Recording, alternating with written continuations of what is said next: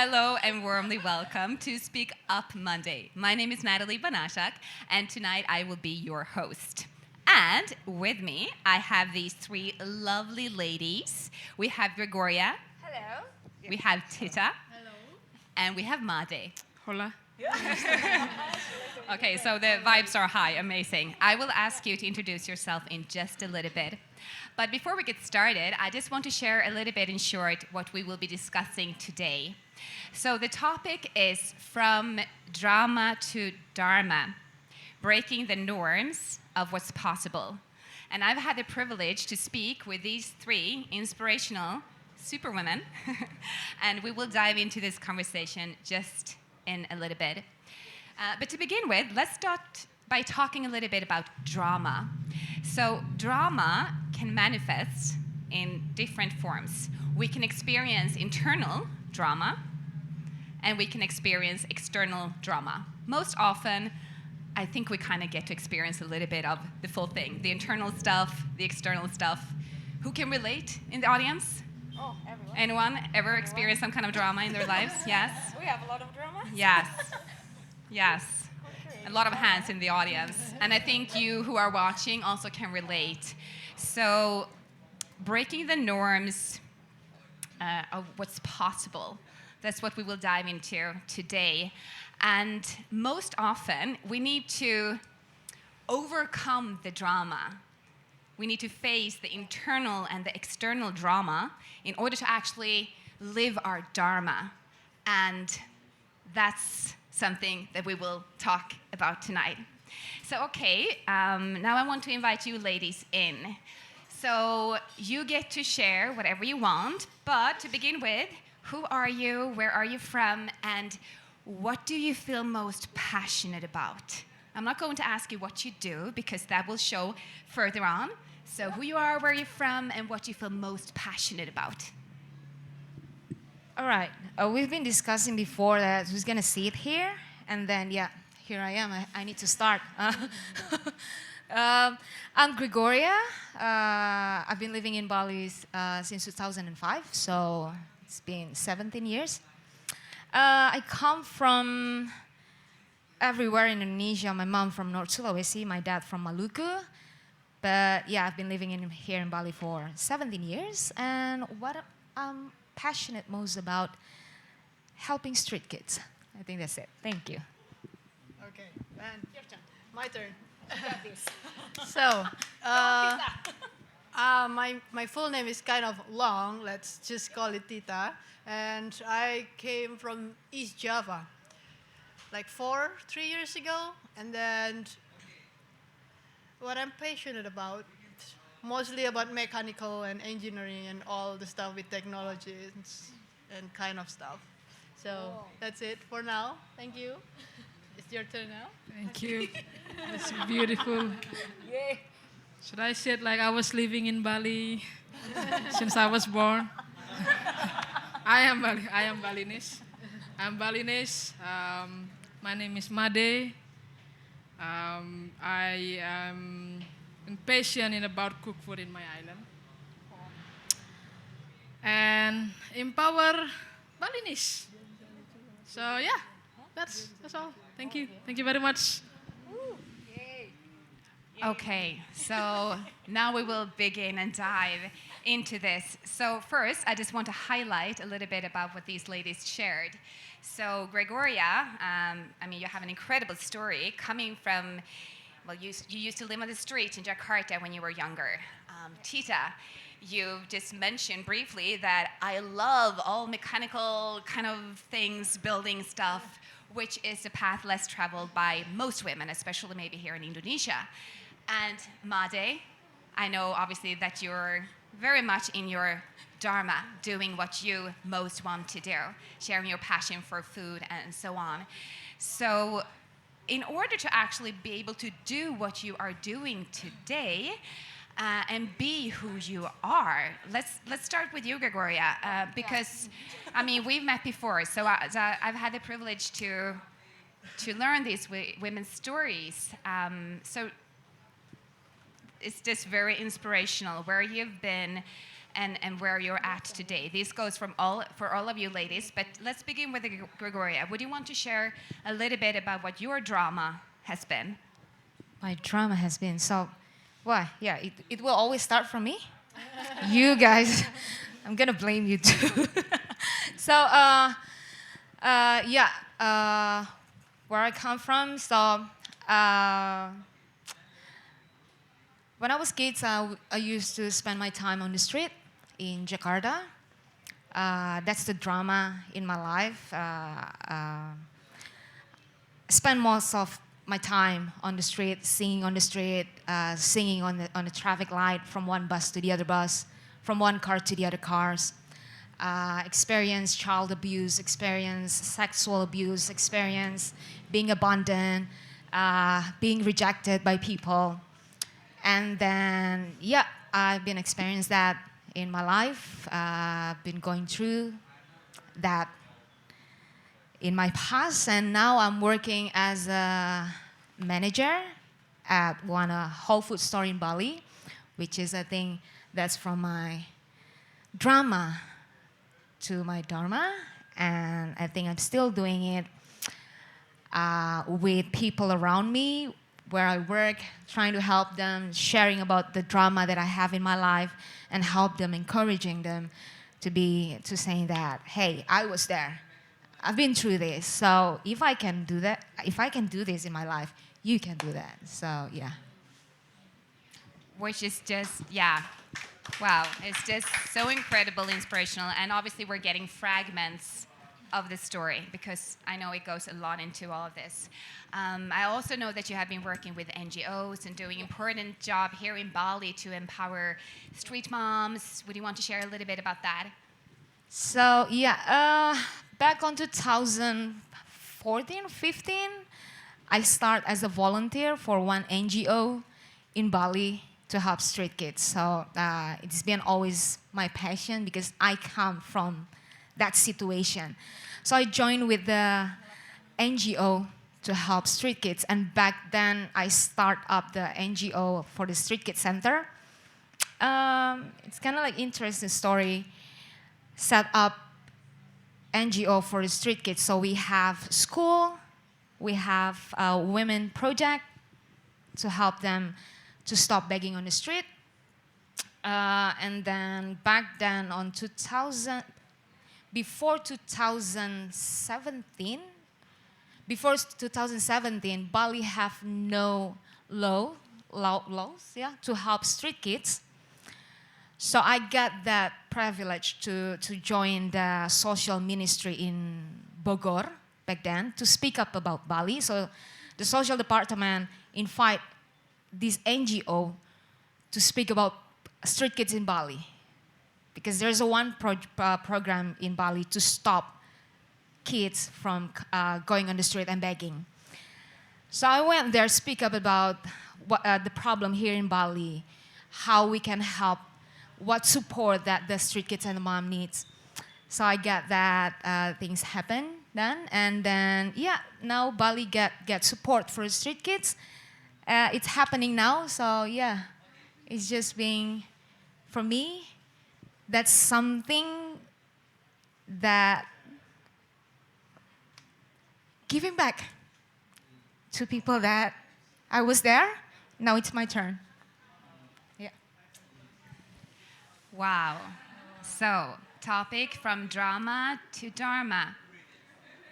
And first of all, I just want to acknowledge you, and I can feel that we all want to do that, and I will do that for each and every one of you. Can you imagine being on the streets, living that life, and taking that full drama to be able to actually support and empower others? That takes something. So we will get more of this story for sure, but just so you in the audience and for you who are watching live get a picture, an image of these ladies who we are actually talking to here. So thank you for sharing, Gregoria. Okay. Titta, a tornado of everything, so much energy here. So I know that you are born and raised in a small town, countryside girl from the beginning. Yeah, mountain. Yes, in the middle of nowhere. in the middle of Kind of. nowhere, Java, Yeah. island next to Bali. So I know that you had to overcome a lot of things to be able to actually do what you're doing and to go to the vision that I know that you want to create.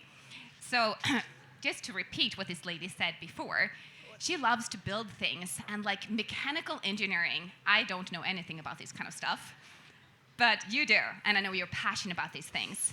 So could you go back with us to where did that start? Because obviously you have chosen another path that most of your friends did not take when you were younger. So take us back to little Titta.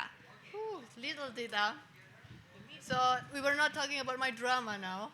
Yeah, So, we can start. Let's just share a little bit where you're coming from and the drama that you had to overcome when it comes to cultural norms and those kind of things in order to actually be able to do what you are doing and be who you are today.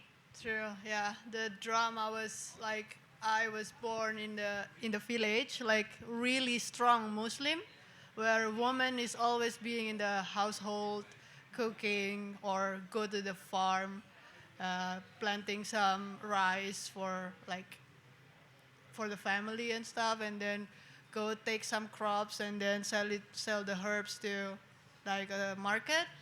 That's how women live there. And then I kind of didn't like it. So my dad is engineer, is also a mechanic, but I spend most of the time with my dad when he was home, having a holiday from work, and then fixing car or fixing the bike that is broken or tear them apart and then building it again, and then it's just like, wow, it's hard. But where the hardest things is always makes you like, you can spend hours and hours and then you forgot to eat, and then it's kind of make you realize that that's where your soul lies. Like, oh, I forgot about time, I forgot about eat, and that's so. But it was really hard for women in my hometown to get out of town because it was really comfortable to live in that kind of like village because it's really green. Like most of the Bule people likes to live in the like a natural kind of place, but this is not the natural place that you want to be in. Like if you want to find a job, it's like you can work for a whole month and then get like 600,000 recently or 1 million a month, which is now not enough to pay the gasoline, for example, though. I have no idea what is happening now in my hometown. So back then it was like, okay, I would like to, first of all, I don't really comfortable in my hometown because I like hanging out with men. So I don't like to go home on time at 6 in the evening. So I always like making trouble. She's and a rebel. I always get yelled and like criticized by my parents. And I was thinking like, I want to be by myself, away from home, where I can do what I want, and then nobody's gonna bother about what I want to do. And then it happened when I was high school. I moved like 60 minutes away, like maybe 60 minutes away from my home, like from biking. And it was really dangerous for underage kids to drive by bike from my hometown to the high school. So it happened that I got a room for myself next to my high school, and then I start living by myself since I was high school, it was liberating, first of all.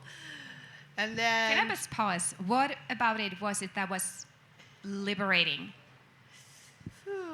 So, I don't want to talk about this thing. There is something in, like, no one is going to yell at you if you're going home late because doing something, or you're playing with your friend, or like, as a kids in local culture, being at school, it was kind of something that you have to do. But after doing something what I have to do, I want to do something that I want to do, which is gonna takes time. Sometimes I forgot about time. Sometimes I'm playing, and then so my parents never complained because I always got home with a good report by the end of the semester. But they've never known what's my life looked like when I was high school. So that's kind of liberating that I was mentioned about. Just look at that smile. It's just amazing. It's very contagious. I hope it's not aired and my mom doesn't know it. I think you're fine. Let's hope so. Well, we will just continue everything that you're sharing. I just want to give you guys a little introduction about these ladies so you get to know their personalities, you know, the culture norms, what it actually can look like. Yeah, thank you for sharing, Titta. Thank you so much. And we will dive deeper into all of this for sure. Amazing. Mechanical engineering. That's amazing. Yes. Okay. It was fun for me. Okay, thank you for sharing. Again, thank you. So Made. Yes, it's me. Yes. So speaking about different levels of drama, whether they might be internal, things we have living within us, or if it's external, it can be expectations from family, from the society, from anyone actually. So would you mind sharing a little bit what has been your drama and the things that you had to face to be where you're at now? Okay, thank you, Nathalie. I was get inspired from these two beautiful ladies already. Like the more I see myself, like so grateful what been happen in my life and see others people journey also. It's really have more love growing and compassion. So if it's in me, it's more into how I express myself. I'm very fragile when I was always in the try to showing up, to share. It's kind of arguing in the family, especially in Balinese family, to really express on what you think about. And I don't like it. It's always very emotional, and I will cry after say something to especially parents. And if I say something like coming from my heart, after that I feel tears coming up. It's about release. It's emotional, but I always keep do that. Even I don't mean like, because I never mean that's something to reject what my parents said. But I just want to say something. And always there is like feeling emotionally cry. So after I arguing, I always go to bathroom and take shower. That's happened been every time when I grew up, especially in teenager.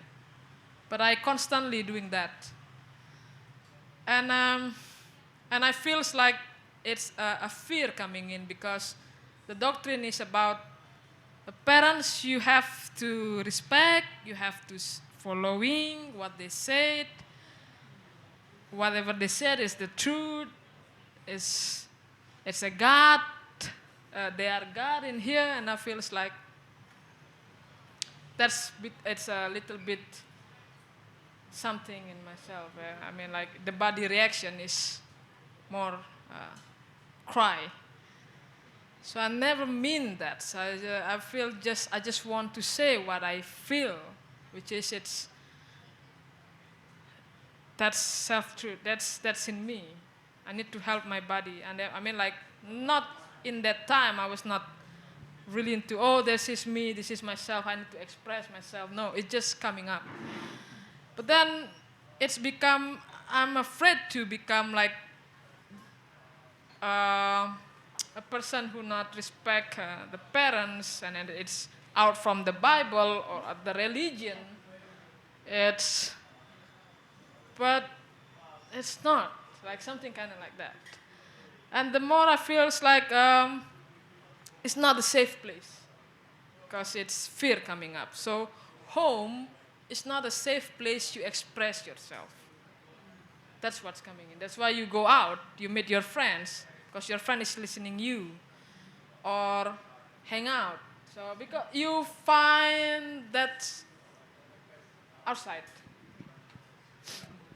So until I feels like it's not outside. So you will not find what you really need. You need to be creating space inside. Then you can create safe space everywhere with yourself. And that's my drama. And now what's become Dharma is I want to share safe space for others become themselves. That's Wow. all. Thank you. Terima kasih. Thank you. Oh, wow. Yeah. So, first of all, I mean, we have so much to talk about. We're just getting started. I want to acknowledge each and every one of you for just being here and sharing yourself, being vulnerable and authentic, and obviously it's very, can just imagine how much you've been needing to go through in order to actually be where you're at today. So we will continue to explore this. Let's just summarize a little bit where we're at. So we've been speaking about drama, how that can be manifesting. It can show itself internally and externally. And if we look at Dharma, a Buddhist way of thinking, which we could explain as the right kind of living, and by that, the right kind of living according to ourselves, our highest truths, our hearts, soul, spirits, whatever language we want to use. And that awakes a question: do we need to go through drama in order to actually explore and find out what our Dharma is? So listening to you here, you're sharing different stories, but mostly we're speaking about dogmas, we're speaking about culture, programs, society, expectations, not wanting to disappoint our families or even loved ones, and all those kind of things. So one thing that you guys have in common is obviously you're born and raised here in Indonesia, and regardless, because we're here, you're from Indonesia, I'm from Sweden, we have an audience here with people from, different places all around the world, and for you who are watching, regardless of where you're from, I think we all can relate in some way. We all have some kind of norms that we either choose to live by or we take a journey to explore and establish our own norms and belief systems. So just to go back to what you were sharing, what would you say has been the most important lesson for you? Let's rephrase. What's the most important thing that you had to overcome in order to actually move beyond those expectations and norms? Whoever feel called to answer. Oh my God. They just put me here, so I always answer first, so they have time to think. Well, no, you go first. See, they're thinking. Obviously, this is not scripted. We go with the flow. All right. Well, I feel what's the most. It's always about ourselves in the end. All like what I shared before, if I looking on the outside, like I will never, it's never enough. I need to see myself and face myself, to face my fear. If not us, who else will face that? Like, that's a... So, I keep trusting what's coming in from myself, and making mistake as a good opportunity for us to learn. So it's and also combining as I am Balinese, I growing up Hindus, but I never read Bible anyway. But I get it when I'm in school, you get the learning about your religion. But only two that I take it until now into my life. I don't know since when I was elementary, but I feel this one is relate for me. One is Tatuam Asi. It means you is me. That's powerful. And the second one that which been very growing up now, that words, and until like very now, it's Tri Takarana, the balance in life, the balance, the connection with you, with the Creator, which is, we grew up believe in Creator, the God, and the connection you with the nature, and connection you with the others. Many things from religion that they're telling you do many things, but only two this that's stuck in my mind, in my heart. And that was the journey. I just followed that. And it makes me feels like trust the process. I don't need knowing the reason why. Now, the answer is now. But I just keep trusting that. And I see that's guide me to see myself, to face the fears, to live now. Because when you're growing up, everything is also changing. The norms also change. And then the kids long time ago in 90, now it's 2000, and then now even Gen Z, people say it, it's changed every time. And the character also change. But what I still believe is yourself. Like, it's always guide me to see myself. And then with that, I can also understand what's the challenging is the fears coming up. When I cannot say what I want because it's so much fear, so much it's a judgment from others. It's too scared to face that. And when I'm with myself, I can do that easily. Like it's very challenging. But now I feel lighter, because I know there's not always there rain or only dry, but changing, everything is changing, but it's all beautiful process. So I want to say thank you to my parents. If they're not my parents, it's not me now.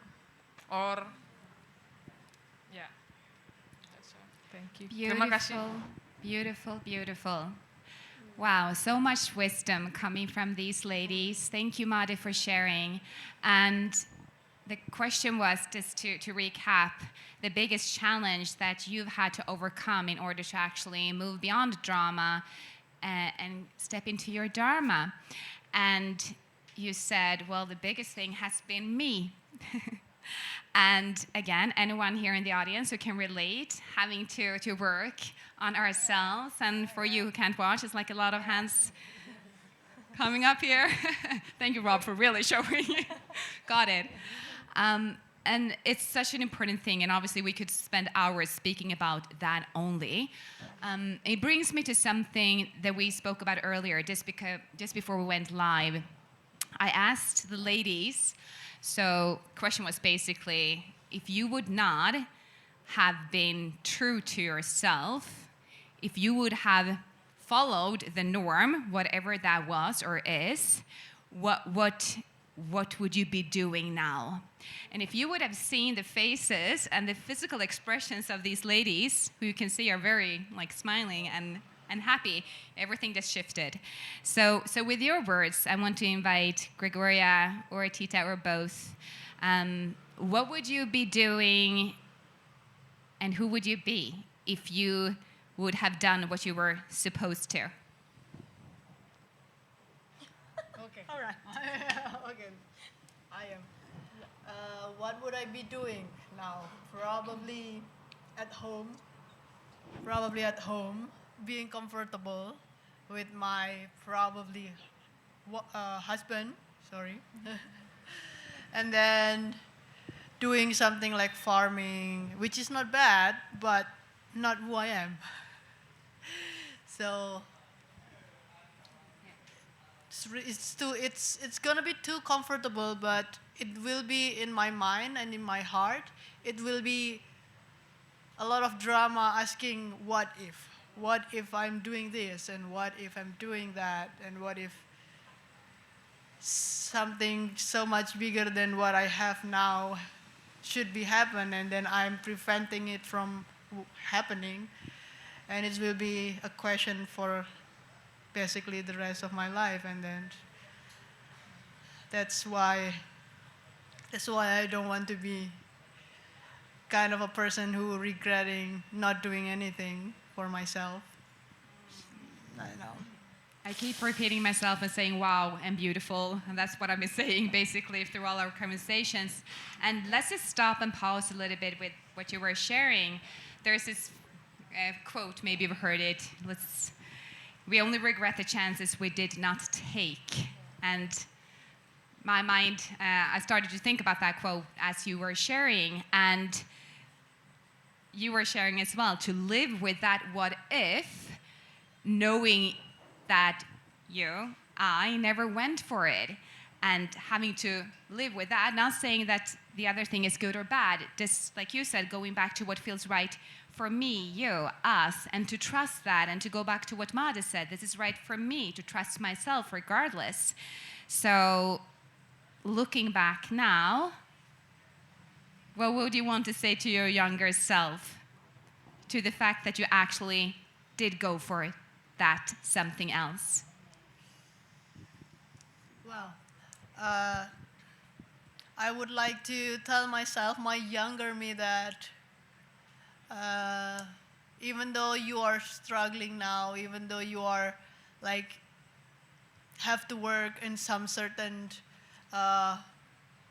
hour, pulling yourself together, and then having no one to share to, because you're trying to get away from your parents. So part of the deal was not sharing most of the things that you've been through, like eating rotten food because you have nothing to eat, and then you are too shy asking for money from your parents because you've been using your money for something else. And then, I mean, doing the job that you don't want to do.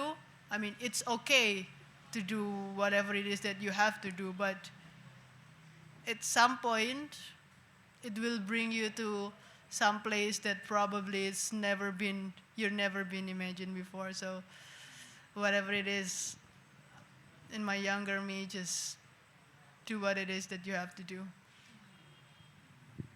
That's a powerful lesson, to just, again, trust yourself, and to do whatever we need to do in order to be true to ourselves. And obviously on that path, having to face challenges and difficulties and a lot of things that some of us maybe cannot even relate to because it's such a strong story. You were just sharing quite fast, having to eat rotten food and now wanting to ask my parents because, not being embarrassed about that. It's like you were just mentioning that, quite briefly. I can just imagine that it must have been so many examples like that in order to actually be where you're at right now. And again, it just takes something, and it's inspirational. And still also, what a beautiful thing that you can sit here now and actually speak to your younger self and let her know that, hey, we're doing it. Yeah. And this is the path, obviously. This is a journey, So wow, okay, thank you so much for sharing. And Gregoria, so as you could hear earlier, Gregoria has a very, you have been experienced both internal and external drama and living on the streets. So same thing for you. I want to ask another kind of question, but in the same context. What is it that made you take another direction that led you here? Why are you not still on the streets, which obviously could have been a reality for you? How come you're here? Oh, okay. Yeah, so I could just stay on the street. I could keep continuing doing it, just being on the street, singing. I love singing. I make money from singing on the street, so it's a pretty good job. When I was 8, so yeah, I mean, at 8 years old, make money and I make my own money. So yeah, I could just stay on the street and live on the street, just like what Madi said earlier. Sometimes out from the house, it made us feel like we feel like home, not in the house. We don't feel home in the house. So I could stay there because I don't feel like I'm being part of the family. I don't feel like part of the member in the house. Being on the street, it's more feel welcome, feel more like I have family on the street. I could just stay on the street, but I experience, and this is just like the turning point for me. It's just like, so I was on the street, I was singing one time on the street, and then there's one car passing by, and it was on a traffic light, and then they open the window and they say to me, okay, sing one song. It's like, oh yeah, sure. Of course, in my head, it's like, I'll get money after singing. So I sing one song, and then in the middle of the song, they just laughing at me, and then they close the window. And I was just like, wow, that's painful. And then there's another time that I was on the street again, singing, and this lady, she's opened the window, and she said to me, sing one song. And then I sing one song. And then she gave me money, and she said, you have a beautiful voice. And she smiled at me, and that's like powerful for me. She have no idea that smile made me who I am now. She have no idea that she was planting a seed on me. So that's my turning point that made me think like, there's one person smile at me and have faith on me and say and support me just with one smile and the words, you have beautiful voice, keep singing. So I just want to tell to everyone that going through that, I know we have all challenges in our life, but if I can go through that, you can do that. You can pass that. It wasn't easy. Being on the street, feeling rejected, feeling abandoned, people look down at you, people think like you have no future, you're just a street kid. Oh, you're dirty, your smells bad, you have no education.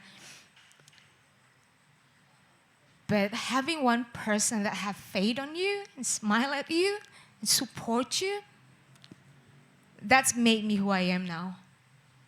Yeah.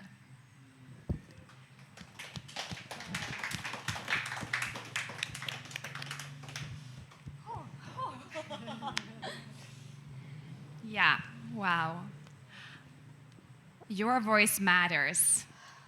And to summarize what you were saying here, Gregoria, to never ever underestimate the power that each and every one of us have to create an impact. And the story that you were just sharing is just the most powerful reminder of that.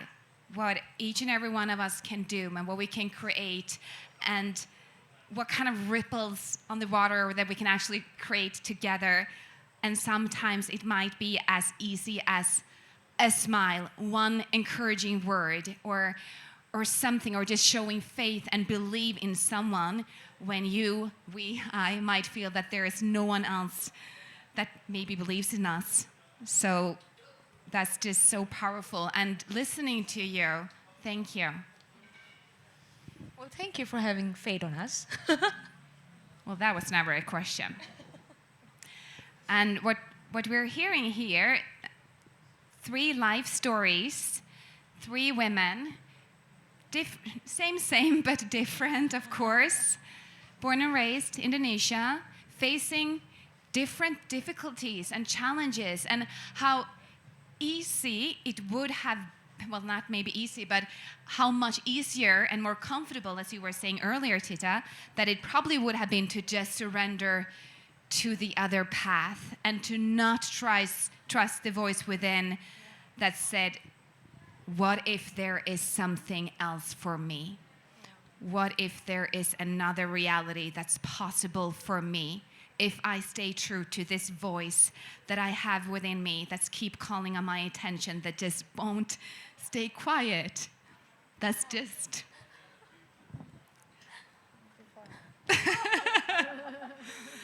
It's just, you all have, your stories are so inspirational, and I think we all can learn so much from each and every one of you, and I'm sure that all of us can relate to what you're sharing, even though I have not been on the streets, for example, but hearing this story just cracks something wide open inside of me, and I think that goes for many of you as well. And also what happens when we share our stories by being vulnerable, as our truth comes from being vulnerable. So yeah, what's our time? We will invite you guys in here in the audience soon because we are sweating. And yeah, but before I invite you here in the audience to ask questions to these ladies, going back a little bit to what the turning point, to going back to, hey, I'm choosing to create something else. What do you want to create? What is the change that you'd love to see here in the world? And I want to hear each and every one of you, so no one can escape. What is the change that each and every one of you would most want to see in this world?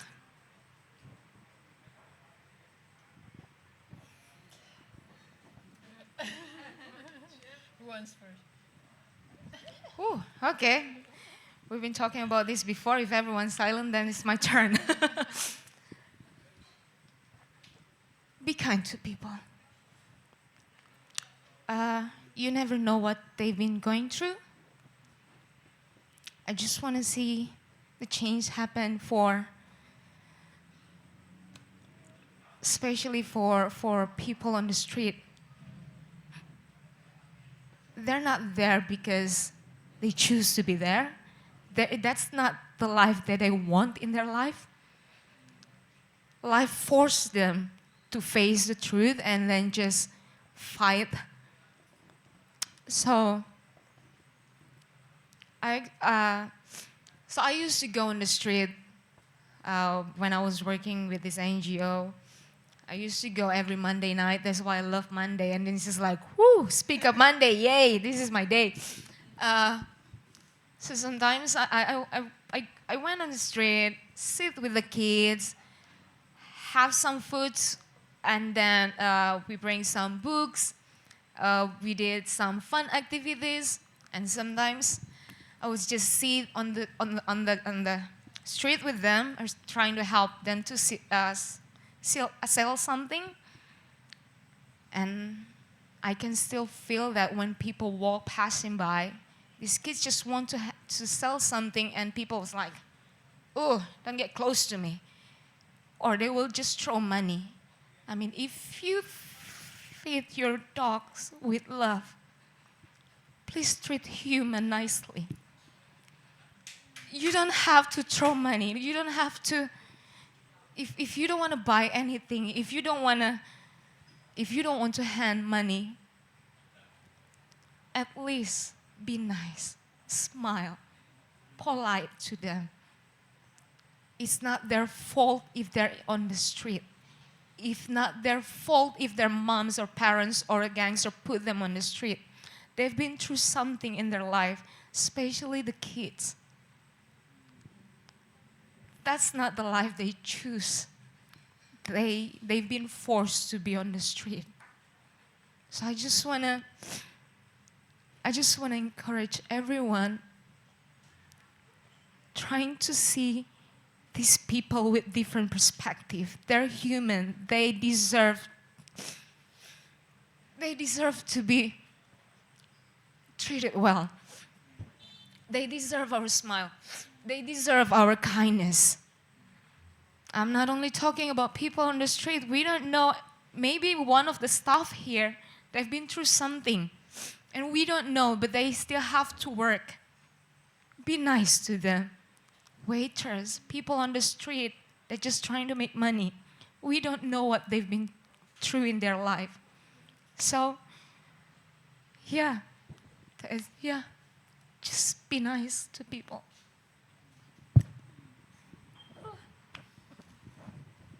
Thanks for giving a very beautiful story to those simple words. Be kind to people. And for sharing your thoughts of what that truly means. Amazing. Beautiful. Now your turn. Okay. Yeah. You're not going to escape this. I'm carry out. What was the question again? No, I don't even remember. What's the question? If you could create, what is the change that you most want to see in the world? So, world is a little bit too big for me. So my initial plan for me was trying to help my hometown, because those global kind of raise gasoline and stuff was few years ago was also already a struggle for my hometown, because of the electricity goes up and everything goes up. And then some part of me was thinking, oh, I can help something with it, but I was trying to find out the way, and I was thinking probably I can reach out to government and stuff, but I can't just reach out to government telling you the idea and stuff, because you need proposal. And in order to get a proposal, you need to having a scientific report or anything that is roughly made. And I don't have the privilege to do that on my own, because me, myself, have to work, because I need to send some money still to my parents. So I kind of bury that dream. And then a little while I met my boyfriend. And then we were kind of thinking to buy some land in the middle of nowhere in the island, one of the islands in Indonesia, and then having our family together grow up in the middle of nowhere, out of gadget, out of any technology except sustainable. And then I was thinking, oh, I can build my warehouse here. I can make my own machine here, and I can do something that I want. And then lately in Bali, I was being a babysitter. And then I see all kids with good manner And then I saw most of the kids also that have no mercy to their parents, that have been giving them the privilege to have a food on their plate, to have beautiful, expensive toys, beautiful clothes and stuff, and then they are still being ungrateful somehow. And then I was thinking, oh, probably in the middle of nowhere kind of place that I can have like a sort of military school that teach them to be more humanized to people. Like, come on, to be grateful to what privilege that you have been you have been got, and at some point I also met one of the kind of a friend that I met from another job that I've been doing.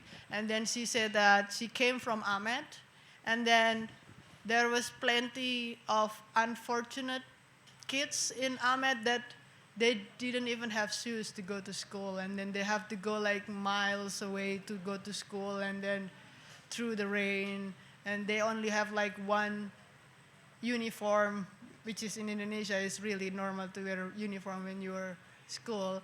And then it was like she has nothing, but she have a little bit of money where she bought a book, a pencil, or all the school things for all the kids there. And then I was thinking, oh, I want to be part of it. I still gave some, but not much, but I want to give more to them. And then I was thinking, oh, why didn't I combine like all the bule kids? Like, I don't know if it's racist when I said bule.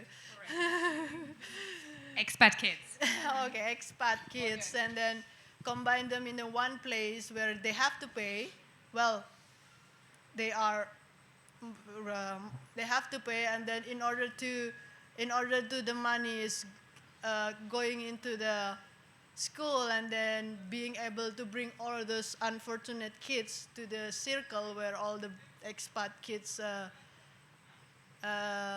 together, like school, and then having them together, which probably gonna make the expat kids realize that life has given them like so much more than what other people's, and then also bring unfortunate kids in the countryside of Bali chance to have a school, to know that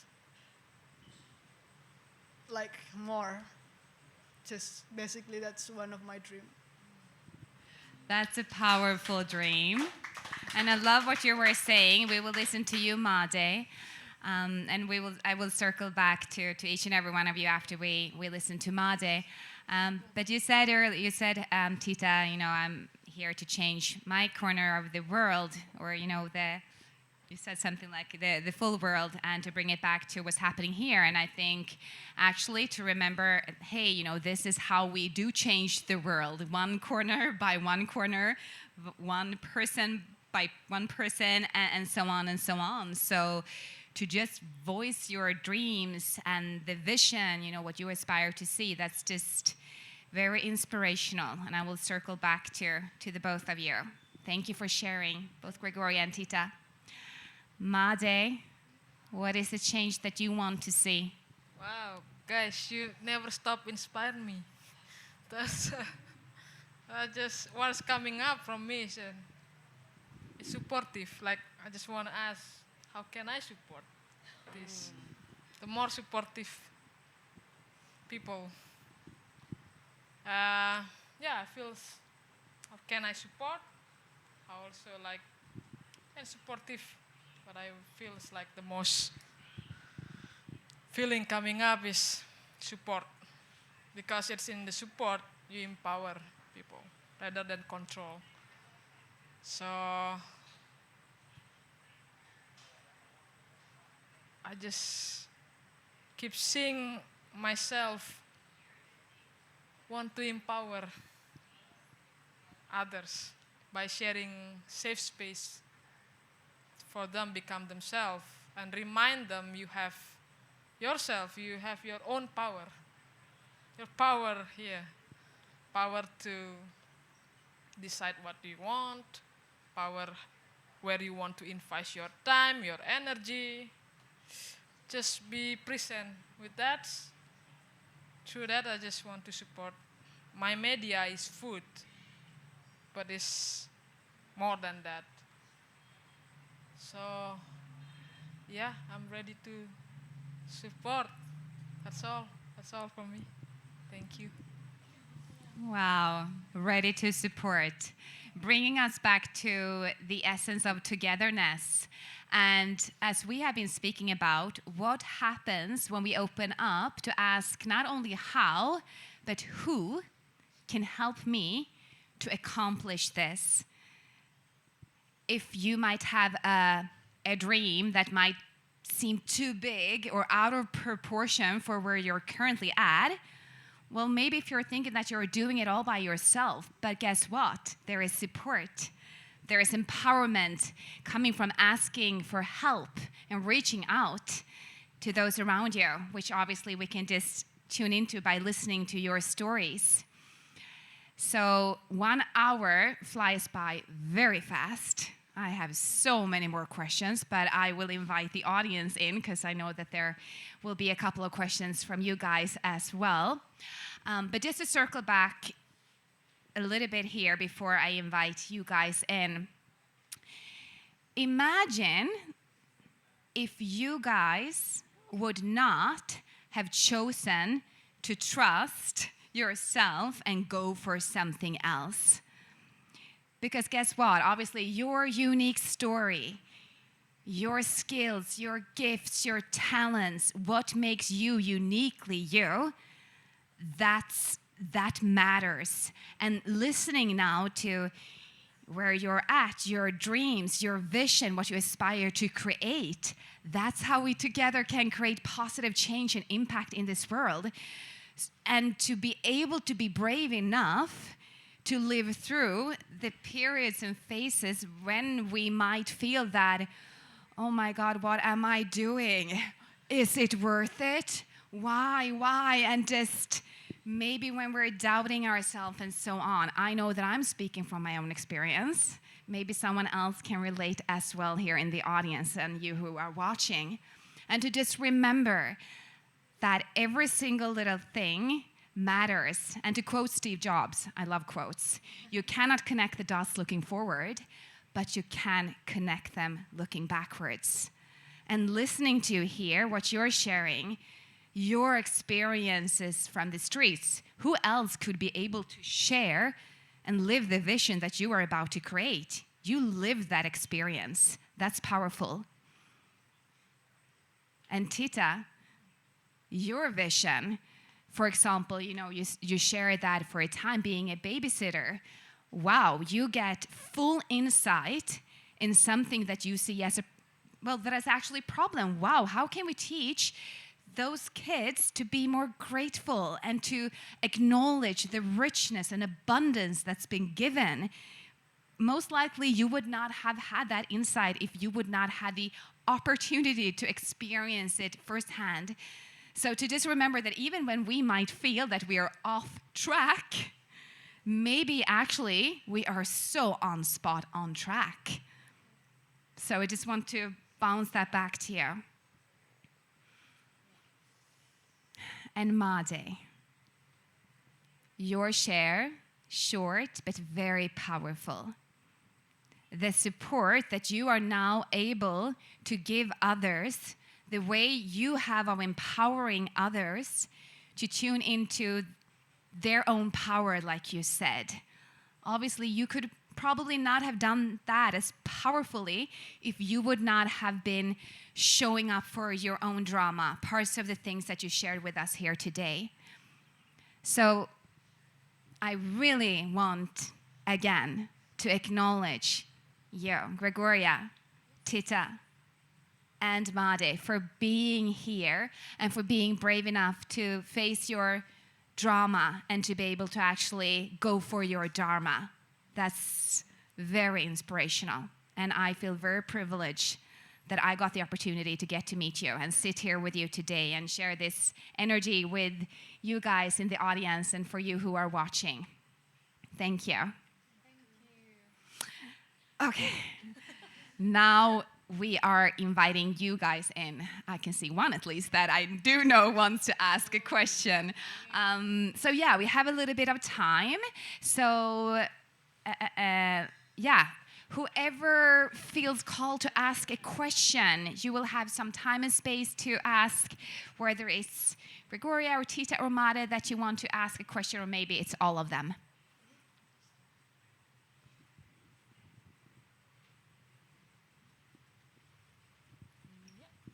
Okay. Thank you, Ayu, for always having all things together.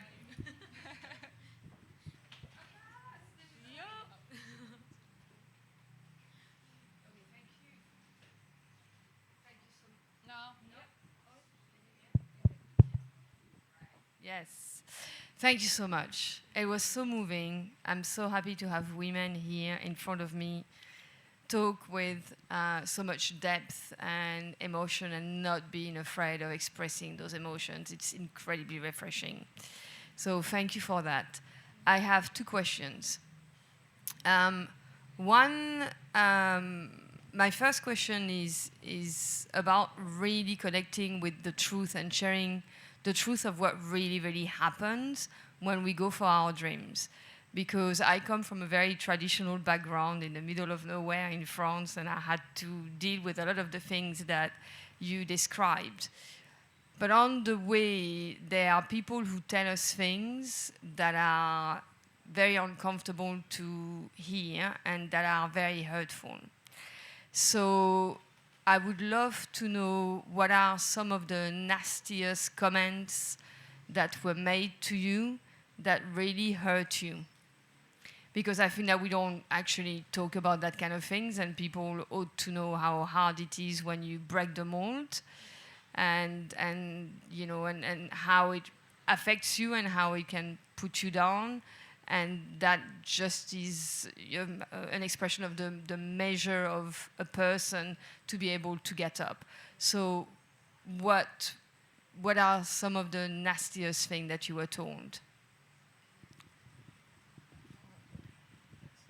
We start from me, huh?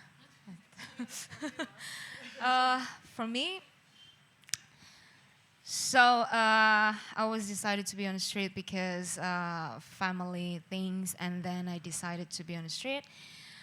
My mom have a boyfriend, and then I think it's unfortunately for him, if he wants to be with my mom, then he needs to carry my mom daughter. So he have that responsibility to make life for us. So he doesn't like me because I have brown skin. That's like kind of like Indonesian things.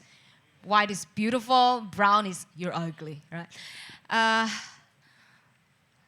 The comments that's really hurtful and made me who I am now, that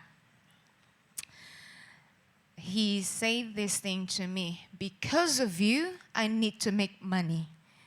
I need to put you in school, and I have to work hard for you. So it was like with anger and with hate pointing at me. His face was like ready to eat me back then. And then he said, you better have good points at school, otherwise you will see what happens. So that makes me feels like, oh, then I'm not loved. I'm not worthy, even though I'm trying to be a good kid, trying to be a good daughter for them, but I wasn't enough. So, and they said, it's because of you we have this problem. So that's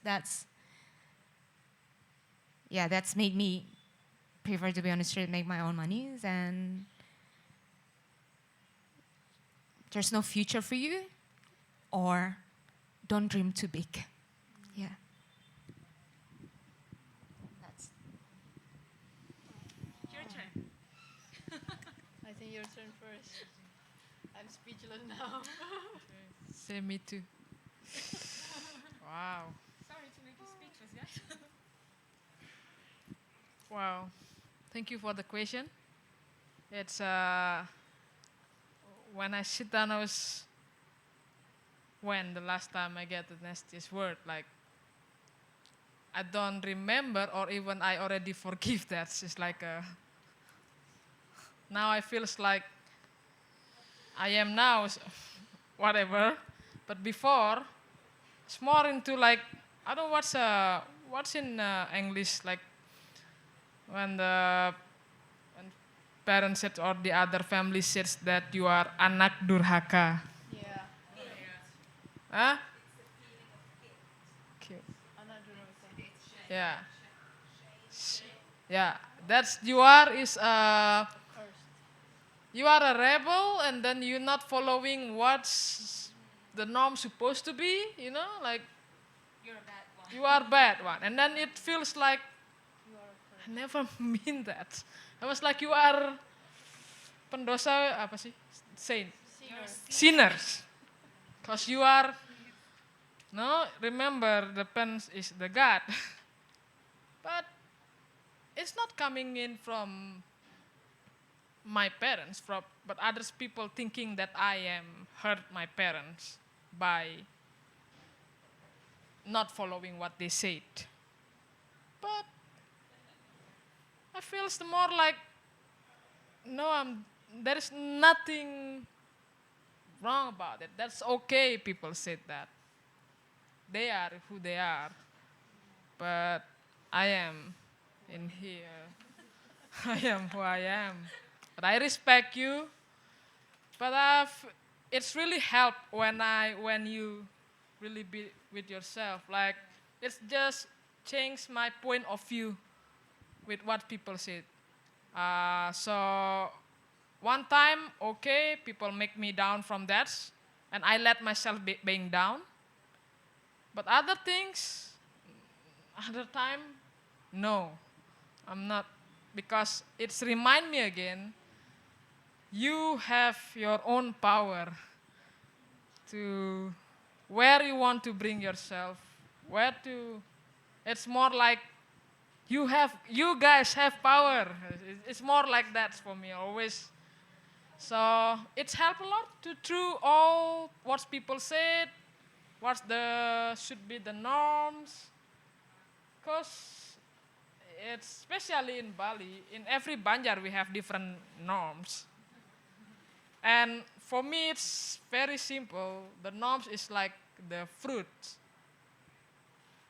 The fruits like a mango. When I'm in Lembongan, it's mango season now. I use Lembongan as the as a sample, like a mango tree. When it's young, it's not ready to eat. So you not eat that, not that time. And then when it's ripe, it's very sweet to eat. Like it's very enjoying that. And then there's also overripe, and even it's not good to eat. So same like the norms, like what's supposed to be. There is the time that it's good to using that. There is the time not good to using that. Yeah. So always there are mango anyway, always. But you choose when the best time you use that norms. I love the Bali metaphor. It's amazing. So, thank you. That's all. Thank you, Mother. Oh my god. Yeah, Titta, you too. And then we'll take one more question. Yeah. Okay, my turn now. Oh, finally. So it was almost the same with Made. With Made, like being told sinner by someone else. And I grew up in a really strong Muslim environment, which is when the kids make a sin, it's a parent's responsibility in Judgment Day that they would be being tortured or something because of the kid's sin. So when one of like one of the neighborhoods say that to me, and then I was thinking that was also the reason why I like step away from my hometown, because like I want to do what I want. Like, you're not a god. You're not like someone who told me am I make a sin or not. And then so that was also the reason why I moved out from my hometown, because first of all, I don't want to be embarrassment as my parents, and also I don't want anyone know what I'm doing, so no one can tell me I'm a sinner or not. So that's why I say this was liberating. Thank you. Great question, Carol, as always. Great replies. Speaking about getting back to our own personal power and trying to let go of the fear of what others will think, or seeking approval of everyone else, society, families, and instead try to go and find the approval we need from ourselves, being ourselves. Thank you. Okay, let's do one more question. Anyone else in the audience wants to ask a question?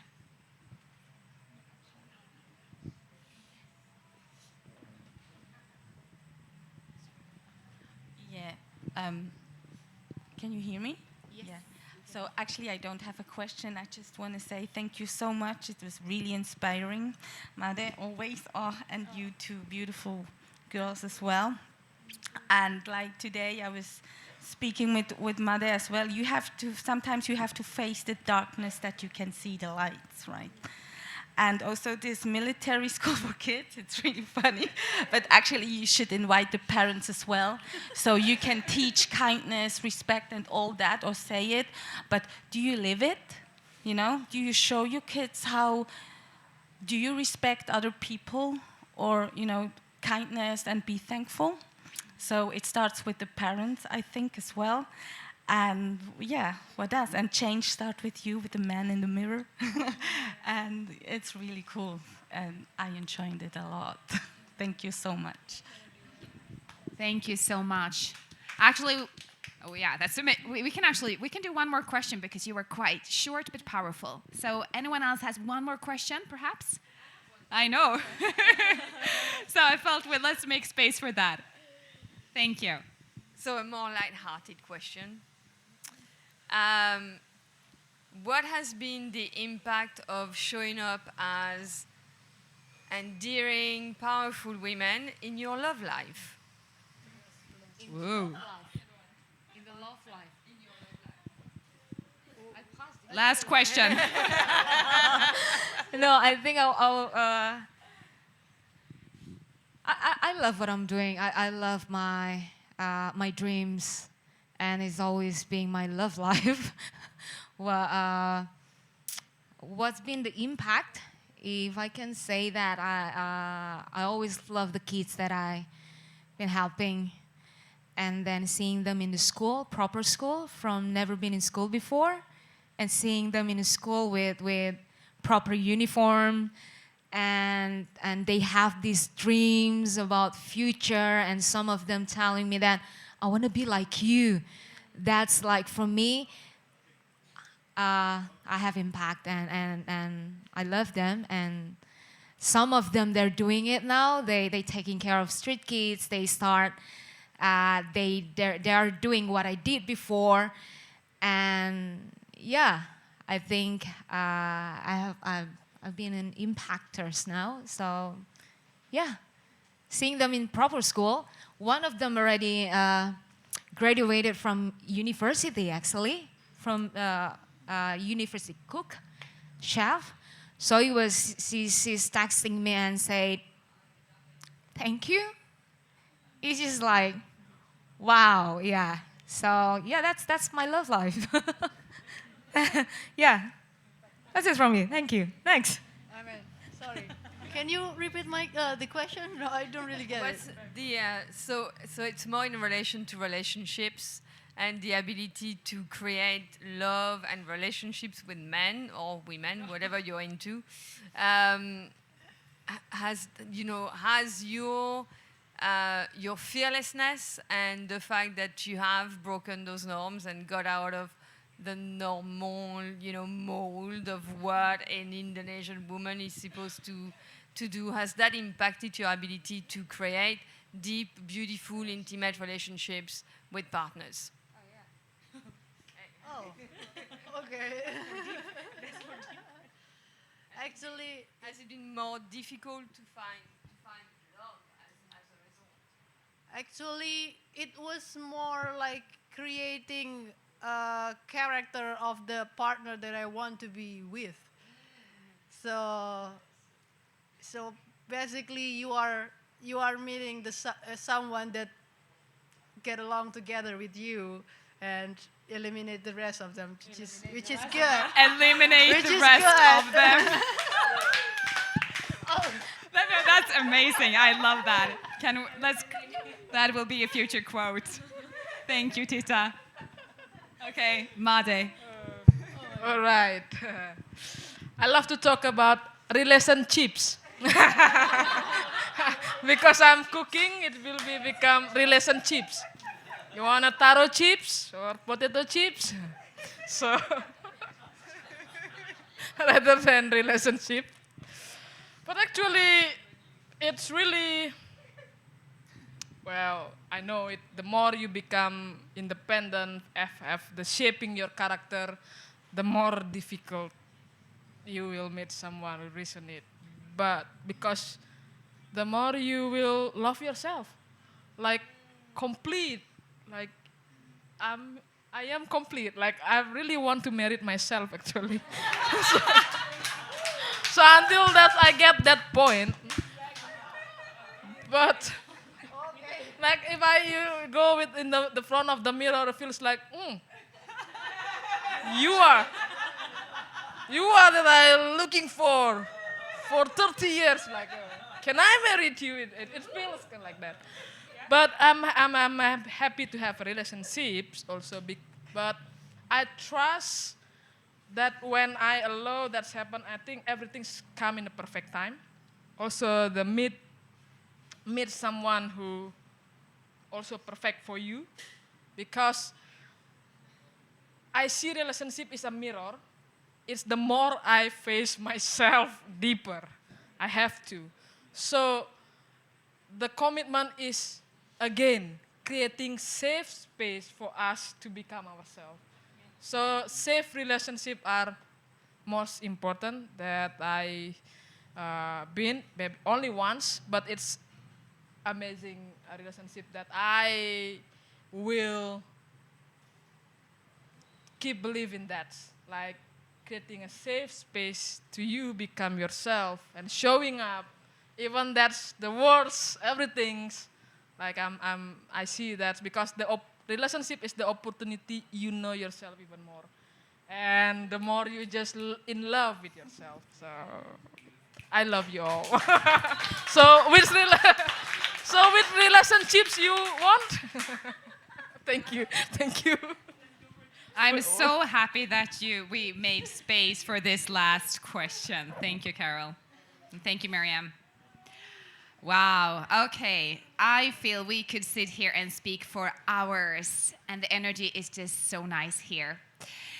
So, to circle back to the topic for this conversation, from drama to Dharma, breaking the norms of what's possible. And I just want to say, looking at you, listening to your stories, obviously each and every one of you are the embodiment of what's possible when you choose to go for whatever it is that lives within. Maybe not a smooth path, but for sure, would you say that it's been worth it? Yeah.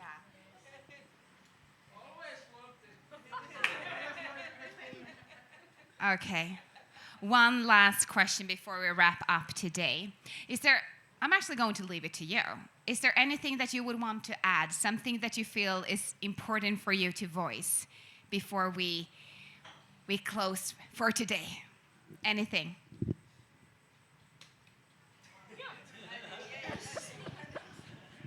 Yes, me. I support you. One thing is, let's do this in Bahasa Indonesia. I think I'm happy to share with more Balinese or Indonesian who's really the same struggle, because we do have same norms. And we struggle with the family, with the culture itself, that's the time that we can support each other and be inspired to each other. So that's all. Who want to hosting? So, I just want to ask for Bahasa Indonesia, but I can host. Yeah, being support by this old woman, yes. But I just want to say thank you, Nathalie and the teams. And I see more yes, let's spread the words. I was in the first time I was confused to first time I talk about outside of the food. I think that you invite me because of the food. But luckily I get the question about relationships. So at least a little bit there are the food. But yeah, and the mangoes, I always put that philosophy into nature. But I feel that's really amazing opportunity because that's in my journey, the understanding of one things or problem or whatever you're struggling will change by you open your heart and then you try and then you learn from what you get. So today you have this understanding, maybe the next 5 years is change again. Everything's keep changing. So that's okay. That's okay. It's nothing wrong. It's not, you are not in the, always universe sending you back in the path, this the right track, but you never been doing something wrong. That's okay. And I feels like this issue, it's being norms. I was thinking what should I say? You just share, because what you share it's a responsibility, and because that's what you've been said. So to share what you've been through, that's the most powerful. Because I'm not 60 years old woman. I'm still having more something in the front that I need to through that. But I'm sharing what I've been go through, and then it's again, you have the power of that. It's in you. It's in yourself. It's the time to you to bring yourself everywhere and through all the problems together. That's all. I've been living myself, never call myself. Every time there are a problem, I want to run away. I want to quick, fast, and then I forget about myself. Now, even sit down in here, I call my little me, myself now, and come follow me. I have a speak up Monday because Monday off in Lembongan. So the more I love Monday. I've been here now, and what's coming out, the answer, following flow, everything's because you with yourself and the present now. So that's all. Terima kasih, matur suksma. Terima kasih, Nathalie. That was a powerful add-on. I love it. Thank you. Okay, so yes, Titta and Gregoria, a shorter one as we need to wrap up here soon. Okay, then it's probably the farewell message. So I remember that you were asking me what was a message that I want to tell you, and then I was thinking, I had a chance to get a scholarship in the University of Defense in Indonesia. It was a major of gun and tank and war vehicle invention. And then, I had to hold back that scholarship because back then it was my brothers have to do his college. So that being the only person that works in the family, I cannot attend that scholarship because at some point I cannot work to feed my family and my brother at the same time. So the message that I got from that story that you were asking that was make me cry was like, it's okay to do what you had to do far away. I mean, you don't have to do, it's okay to do what you had to do and not what you want to do, because in the end, here I am doing something that I haven't even imagined. And, well, it's fun. And it's challenging the way it is, and I'm happy now. Thank you. Thank you.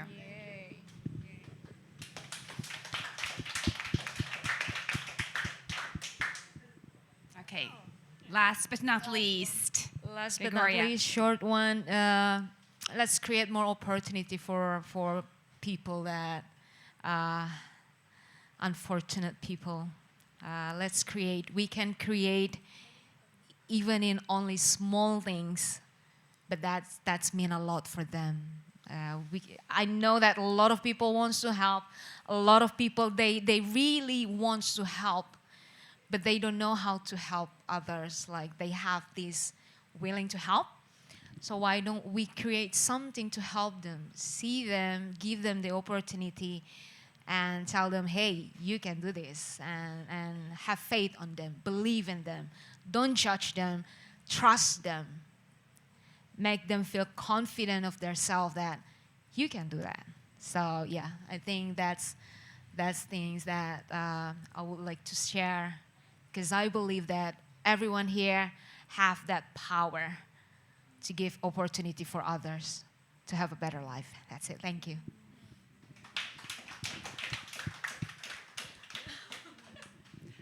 Okay, I was actually going to do like a little summary to share, what we'll be speaking about, but I actually feel that you did it brilliantly, one by one here.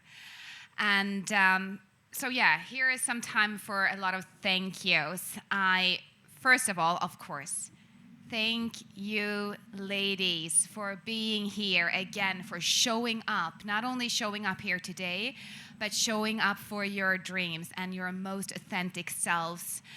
And creating these ripples on the waters of love, and what you're about to create, not only now, but also, what's to come. So I'm very excited to keep following your journeys. Thank you for being here with all of yourselves. Thank you. Wow. So many thank yous. Thank you, audience. You are lovely. For you who are watching, the energy here is very loving and warm and kind, and the people are smiling, so that makes us feel safe, obviously. And also, of course, for you who are watching live, wherever you might be in the world. Also, I want to say big, massive thank you to the team here at Tropical Nomad. You guys are amazing. Woohoo! And again, it's not just on Mondays. Like we come here and you smile and you just fix all the things and make us feel at home. So you, Ichi, Guzman, over there, you are amazing.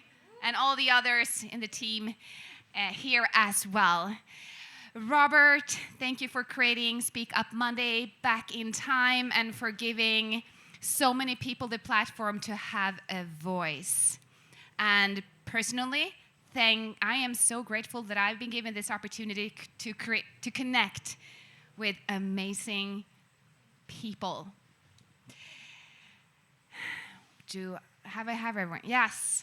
Thank you so much. And for you who are watching, that's it. I think that's all the thank yous. And yes. Thank you, ladies. Thank you, audience. Thank you, Robert. Thank you, Tropical Nomad. Thank you for you who are watching. And next weekend, we are on again. And to check out the topic for that episode, you can check our Facebook, Instagram, or join our WhatsApp community. So that's it for tonight. And obviously, we'll be here for a bit. So you can just stay here with us to ask more questions. And for you who are watching live, thank you so much for being here with us. That's it. Thank you.